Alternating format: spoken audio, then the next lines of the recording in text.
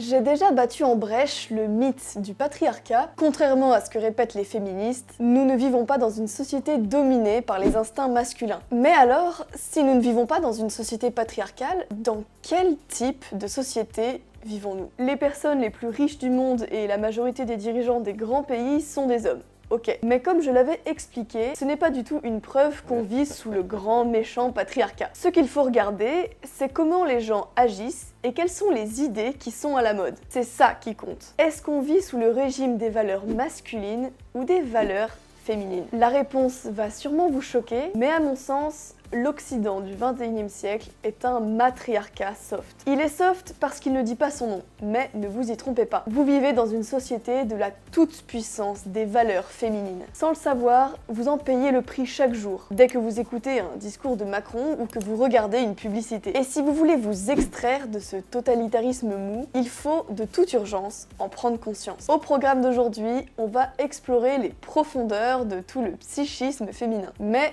je ne serai pas seule. Je serai accompagnée d'un spécialiste du sujet qui sera mon guide. Et c'est grâce à lui qu'on va pouvoir mettre au clair le mystère du nouveau matriarcat au 21e siècle. Salut à tous, c'est Thaïs. Avant de parler de matriarcat, il faut faire un petit peu de psychologie, alors allongez-vous sur le divan. Regardez bien cette image. Il s'agit d'un Canadien qui s'apprête à tuer un bébé phoque en lui écrasant la tête à coups de masse. Qu'est-ce que cette image vous fait ressentir? Je parie qu'elle vous met mal à l'aise. Vous ressentez l'envie de protéger ce petit bébé phoque tout mignon et au contraire, vous ressentez de la colère contre le Canadien. C'est la même chose qui se produit si je vous montre une image de la famine en Afrique ou d'un SDF qui demande quelques pièces dans la rue. C'est normal, rassurez-vous. En psychologie, on dira que votre réaction est une réponse de votre fondation morale care, harm. Mais qu'est-ce que ça veut dire? En anglais, le care, c'est le soin et le harm, c'est la douleur. En français, les traductions ne sont pas parfaites, donc on a tendance à conserver le terme en anglais. Mais ça ne nous avance pas beaucoup. Qu'est-ce que c'est? Dit plus simplement, c'est votre réflexe d'empathie qui se déclenche. Nous, les êtres humains, nous avons évolué pendant des millions d'années dans un environnement hostile. Tempête, sécheresse, famine,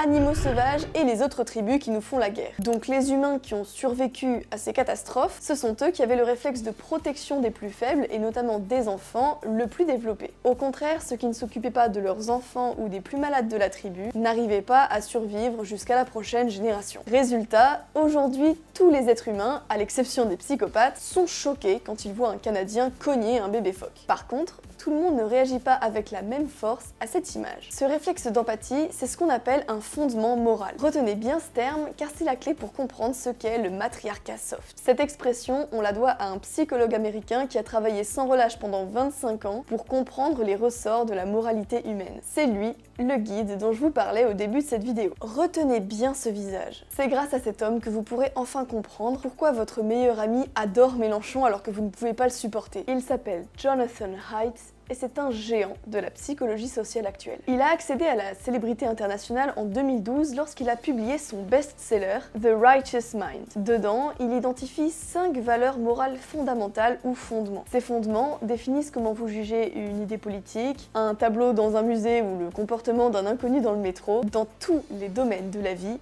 de votre premier cri jusqu'à votre dernier souffle. Ces 5 fondements moraux, les voici. Premièrement, le fondement care harm. En un mot, c'est votre sensibilité à la souffrance des autres. C'est le fondement qui explique des vertus comme la gentillesse, la douceur, l'instinct maternel et l'attachement au bébé phoque. Deuxièmement, le fondement justice, réciprocité. C'est l'attachement à l'idée bien connue « traite les autres comme tu voudrais être traité » qu'on retrouve dans la plupart des grandes religions. Quand un innocent est mis en prison et qu'un coupable est libéré, notre indignation et notre colère qui s'expriment sont les résultats de ce fondement moral. Troisièmement, le fondement loyauté. Ce fondement, on peut le résumer par la formule un pour tous, tous pour un. Ça peut nous faire penser au patriotisme, mais pas que. Quand on soutient une équipe de foot, c'est une autre manière de montrer sa loyauté à la tribu. Pareil quand on affiche les marques de vêtements que l'on porte. Les êtres humains adorent tellement appartenir à une tribu qu'ils sont prêts à en créer de nouvelles, simplement pour obtenir ce sentiment d'appartenance. Quatrièmement, le fondement autorité-hiérarchie. Ce fondement, il définit notre degré d'attachement à un ordre établi, quel qu'il soit. On peut penser par exemple à l'armée, où tout est fait pour solliciter au maximum ce fondement fondement moral. On utilise des grades, des uniformes et on salue ses supérieurs avec le salut militaire. Les gens qui sont en dessous de vous doivent obéir à vos ordres, mais en contrepartie, vous devez obéir aux ordres de vos supérieurs. C'est aussi ce fondement qui fait que dans la vie de tous les jours, on ne parle pas à ses parents comme à ses amis ou à ses collègues. Le cinquième et le dernier fondement, c'est celui de la pureté, sacralité. C'est l'idée selon laquelle nous essayons dans notre vie d'éviter les contaminations. Ce fondement vient de la vulnérabilité des humains face aux maladies. Nous avons évolué pour faire attention à ce que nous consommons. La parenthèse du Covid a été un moment d'hypervigilance, pendant lequel ce fondement a été simulé à 500% par le port du masque, la distanciation sociale, l'avertissement des cas contacts, etc. Je l'ai, le pass sanitaire, voilà. Mais on peut penser aux religions qui mettent l'accent sur la virginité des femmes et qui les encouragent à conserver leur pureté en limitant leur nombre de partenaires masculins. La pureté se traduit également sur le plan des idées. C'est pourquoi on entend souvent les gens de tous bords politiques dire que les idées du camp d'en face sont dangereuses ou malsaines. L'horreur, quasiment le nazisme. Dans son livre, Jonathan Haidt nous explique une chose. Tout le monde a des fondements moraux. Mais individuellement, vous mettez l'accent sur des fondements différents selon que vous soyez de gauche ou de droite. Vous allez comprendre le lien avec le matriarcat dans le passage juste après. Voilà à quoi ressemblent vos fondements moraux selon votre appartenance politique. Le graphique est basé sur celui du livre de Haidt lui-même. Ce que vous voyez ici est un schéma et pas une reproduction. Chez les gens de gauche, les fondements care, harm et justice sont très élevés. Au contraire, les fondements pureté, loyauté et autorité sont bas. C'est pourquoi, à gauche, on cherche toujours des minorités à défendre, qu'il s'agisse des LGBT, des immigrés ou des ours polaires, et pourquoi on attaque les hiérarchies traditionnelles et on préfère l'égalité. Chez les gens de droite, les fondements sont répartis à peu près équitablement. On ne met pas particulièrement l'accent sur un fondement plutôt qu'un autre, ce qui n'est pas le cas pour les gens qui sont plus radicalement à droite. Alors vos fondations pureté, loyauté et autorité seront dominantes et vos fondements care, harm et justice seront plus bas. En gros, vous pensez que si l'on veut conserver l'ordre et la stabilité du groupe, il faut parfois être prêt à sacrifier une part de liberté individuelle et de confort. Si vous êtes curieux de savoir où vous êtes situé sur chaque fondement et que vous êtes anglophone, vous pouvez aller remplir le questionnaire qui a été mis en place par Jonathan Haidt et son équipe sur yourmorals.org. C'est rapide à faire et facile à comprendre. Mes résultats sont cohérents avec mes idées. Je serais curieuse de savoir si c'est pareil pour vous. Si jamais vous observez une grande différence entre vos fondements moraux et les idées politiques que vous pensez avoir, n'hésitez pas à mettre vos résultats dans les commentaires, ça m'intéresserait beaucoup d'analyser ça. Mais vous me direz,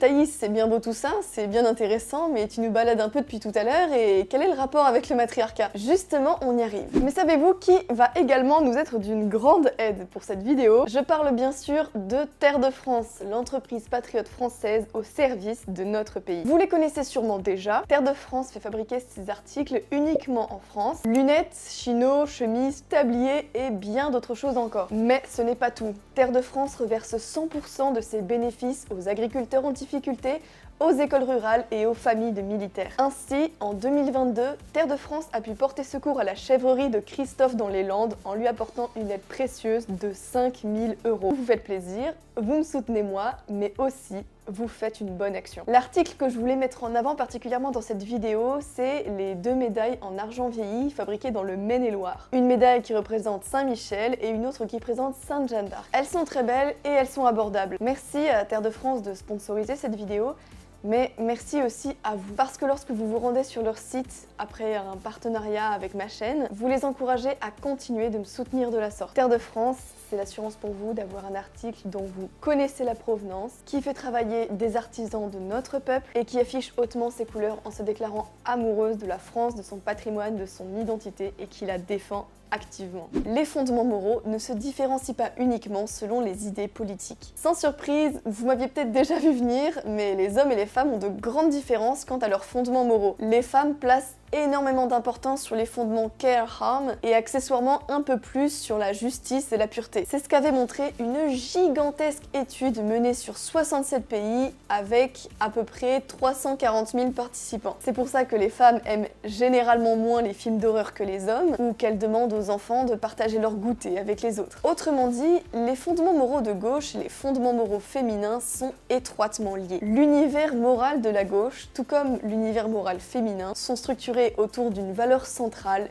qui est la compassion. Accessoirement, on retrouve aussi l'attachement à la justice égalitaire et la pureté. Pour la pureté, ça peut sembler étonnant à l'époque de TikTok où des gamines de 15 ans twerkent pour des inconnus. Mais si ça vous semble étonnant, c'est que vous faites sûrement le lien entre pureté et pureté morale. Mais rappelez-vous, ce fondement est bien plus large que ça. Pensez à toute l'industrie des thés détox, des jus de fruits sans conservateur et des produits de maquillage bio, qui sont autant d'exemples de l'attachement féminin à la pureté concrète. On peut aussi prendre d'autres exemples. Si vous critiquez de façon radicale Simone de Beauvoir, une féministe deviendra hystérique. C'est aussi une réaction de pureté parce qu'elle aura l'impression que vous blasphémez une personne sacrée. Comme Jonathan Haidt l'explique, le rapport entre pureté et sacré s'effectue à la fois sur des objets mais aussi des personnes et des idées. Les hommes, quant à eux, mettent moins l'accent sur ces trois fondements et sont plus équilibrés. La plus grande différence entre les hommes et les femmes, c'est sur le fondement care-harm et donc sur l'importance donnée à la compassion. C'est là que se joue toute l'évolution de notre société actuelle par rapport à celle de nos grands-parents. Et donc, il suffit de comparer ce qui était normal il y a 50 ans et ce qui semble normal maintenant pour voir que les valeurs ont changé. Aujourd'hui, la compassion est une valeur envahissante, ce qui aurait été impensable pour nos ancêtres. Voici quelques exemples pour s'en convaincre. L'époque où on faisait l'éloge de l'armée ou du père de famille est révolue et loin derrière nous. Les valeurs de loyauté et d'autorité sont marginalisées. Quand on a demandé à des lycéens de SNU de faire des pompes, il y a eu une levée de bouclier sur le retour des heures les plus sombres. Ce gouvernement ne comprend que la force. Le SNU qui veut nous militariser très jeunes, etc. La discipline, c'est devenu réactionnaire. La violence, c'est le tabou ultime, même lorsqu'elle est légitime. On préfère condamner un homme de 70 ans qui se défend contre un cambriolage et pleurer sur le sort des criminels plutôt que de reconnaître une légitime défense. La justice ne sert plus à réprimer les criminels, mais à leur donner une 15e chance. Au contraire, les valeurs morales dominantes, ce sont celles du care-harm, c'est-à-dire de la compassion qui est considérablement surreprésentée. Ça, c'est le monde matriarcal. C'est un monde où l'entreprise est dominée par le département des ressources humaines, qui organise des séminaires sur la diversité, l'égalité et l'inclusion, et qui peut vous virer pour avoir mis vos collègues féminines mal à l'aise. C'est ce qui est arrivé à James Damore, un ingénieur de chez Google, qui avait, au cours d'une discussion, fait circuler un mémo qui montrait qu'il existait des différences entre les hommes et les femmes. Résultat, il a été purement et simplement viré, et ses collègues, qui se sont sentis agressés par une telle déclaration, ont eu le droit à un jour de congé supplémentaire. C'est le monde où il faut donner ses pronoms sur Twitter et mettre des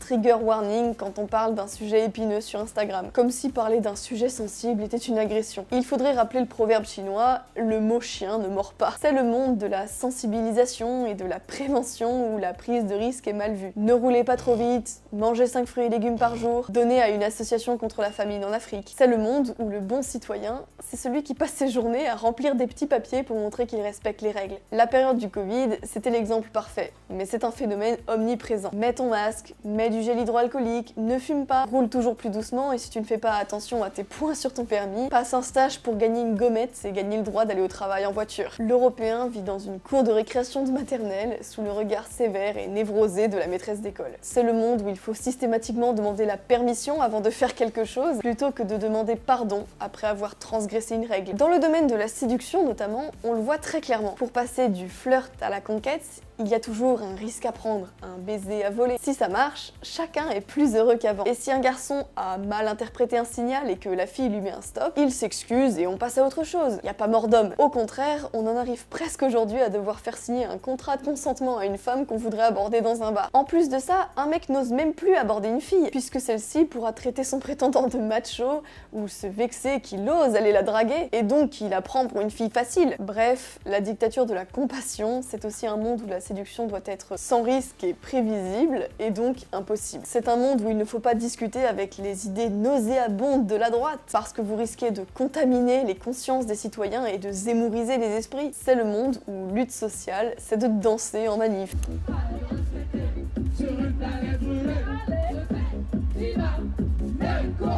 Et où la politique devient une sorte de technival mondain. On est bien loin des mouvements ouvriers du 19e siècle qui défilaient quitte à se prendre une balle. C'est le monde où on trouve normal, au nom de la compassion, que la sécurité sociale rembourse les avortements, les serviettes hygiéniques ou les préservatifs. On transforme l'État en pharmacie, mais quand la France se laisse surveiller par la NSA, on n'en parle pas, parce que ce n'est pas un sujet qui fait suffisamment pleurer dans les chaumières. C'est le monde où on gâche des milliards dans des plans banlieues complètement inutiles, plutôt que d'investir dans les filières scientifiques et techniques de l'IA ou du nucléaire. Le matriarcat, c'est l'autre nom de la domination totale de la compassion sur toutes les autres valeurs. C'est une morale qui cherche à réduire la douleur à tout prix, quitte à sacrifier toutes les autres préoccupations. C'est une sorte d'instinct maternel devenu complètement fou. C'est le paradoxe de notre civilisation. Quand les Européens arrêtent de faire des enfants, ils commencent à traiter la Terre entière comme de petits bébés phoques, sans défense. Vous me direz, où est le problème? Après tout, vouloir réduire la douleur, et ce dans tous les domaines, ça ne peut être que positif. Justement non. Déjà, parce que la Terre n'est pas peuplée uniquement de bébés phoques. Les êtres humains peuvent être des proies autant que des prédateurs. Par exemple, est-il moral de vouloir à tout prix rapatrier les femmes de djihadistes qui sont parties de leur propre volonté rejoindre les volontaires de l'État islamique en Syrie? Excusez-moi, il y a des gens qui ont voulu aller vivre une aventure... je sais pas moi, en Inde, ils sont revenus, non? Après leur aventure, elle était bien, elle était pas bien, ils sont revenus. Et nous, on est venus ici, on a vu des trucs bien, des trucs pas bien, voilà. Pour la morale matriarcale, il s'agit de réduire leurs souffrances, sous prétexte qu'elles sont faibles et manipulées par la méchante société colonisatrice, ce qui est évidemment complètement faux. Pourquoi est-ce que la France devrait faire preuve de générosité et de care face à des gens qui ont activement recherché à détruire notre civilisation et à aider les mêmes qui ont organisé le massacre de 130 Français au Bataclan? On a fait une aventure, c'était pas top, on veut revenir, c'est tout. Vous savez, c'est comme ce truc que tous les gens de ma génération ont déjà entendu quand ils étaient enfants. Quand on se faisait harceler par une brute de la cour de récré, on vous donnait toujours le même conseil. Laisse-le. Ce que la brute recherche, c'est de l'attention, donc si tu ne réagis pas, il va se lasser. Je suis sûre que vous aussi, vous avez déjà entendu ce conseil stupide. Et dans combien de cas ce conseil fonctionne? 0% évidemment. Éventuellement, on vous dira d'aller vous plaindre à la maîtresse, ce qui vous colle une réputation d'enfant faible qui va pleurer pour qu'on le protège. C'est peut-être encore pire. Non, la bonne réponse à apporter quand un gamin se fait harceler, c'est de lui apprendre à se défendre d'une façon ou d'une autre. Alors oui, il est possible que cherchant à se défendre face à une brute, le gamin se prenne une rouste. Mais ce qui est sûr, c'est que la seule méthode qui fonctionne pour calmer une brute, c'est de lui montrer qu'il n'est pas le plus fort. Mais ça, c'est impensable dans la société actuelle. L'obsession de la gentillesse pose aussi un autre problème majeur. C'est la destruction de la liberté. Par exemple, pour ces déclarations... La question en fait que vous posez, Dora Muto, c'est est-ce que une femme, c'est forcément biologique ou est-ce que ça peut être un ressenti? Oui, en fait... Mais pour vous, Mariko, par exemple, qui est en face de vous, je vous ai raconté son histoire, Mariko, c'est une femme pour vous ou non? Non, pour moi, Mariko, c'est un homme. C'est un homme transféminin. C'est-à-dire que c'est une personne qui est biologiquement un mâle, on ne peut pas dire le contraire, sauf que cette personne a, effectivement, a des goûts en fait, qui correspondent à ce qu'on appelle le genre femme. Donc cette personne aime adopter un certain vestiaire, aime avoir une certaine place dans la société, mais pour moi, en fait, le genre est défini par des stéréotypes, malheureusement. Dora Muto, la jeune féministe qui refuse de se prosterner devant la religion du pénis féminin, a été poursuivie en justice par des associations trans. Pour ne pas heurter la sensibilité d'un homme déguisé en femme, on est prêt à envoyer une vraie femme devant un tribunal parce qu'elle tient un discours qui était considéré comme normal depuis les débuts de l'humanité jusqu'à il y a 10 ans. Et c'est la même chose pour l'antiracisme, la lutte contre l'homophobie ou je ne sais quelle obsession du moment. On réduit la liberté de tous pour éviter de froisser les sentiments de quelques-uns. La théorie des fondements moraux de Jonathan Haidt est un outil formidable pour comprendre la psychologie des gens ou d'une société. La prochaine fois que vous voyez une publicité, making the same old excuses. Boys will be boys.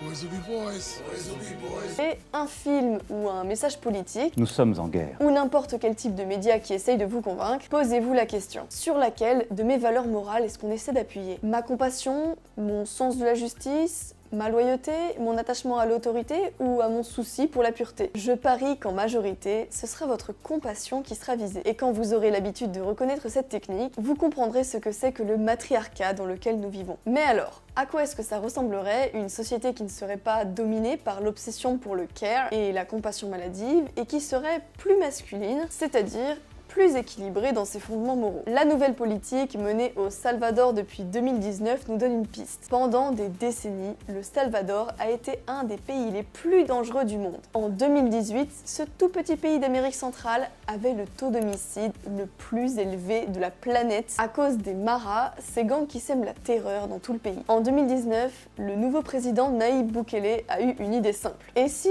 au lieu de faire des programmes sociaux inutiles et de la prévention qui ne servent à rien, est-ce qu'on mettrait pas les criminels en prison? Autant vous dire qu'une telle idée, ça ferait mauvais genre en France. Sa politique a eu des effets immédiat. Aujourd'hui, le taux d'homicide est de 7,8 pour 100 000 habitants, soit une réduction de 85% en 4 ans. Le taux de popularité du président est de 90% et a priori, il se fera réélire sans trop d'encombre. Ça, c'est un exemple de politique non matriarcale. Le président du Salvador a compris une vérité très simple qui a été oubliée en Occident. Les criminels qui appartiennent à des gangs ne sont pas des bébés phoques. Ils sont prêts à sacrifier la vie des autres pour quelques dollars. Alors, ils ne méritent aucune compassion. Plutôt que de se soucier du sort des criminels pour les laisser mettre le pays à feu et à sang, on les écrase avec une main de fer. Et surprise, ça marche. Résultat, les Salvadoriens réapprennent à profiter de leur quartier. Ils peuvent de nouveau sortir le soir sans se faire massacrer et les filles ne se font plus kidnapper pour être revendues à des réseaux de prostitution forcée. C'est ça la vraie liberté. C'est la capacité de dire non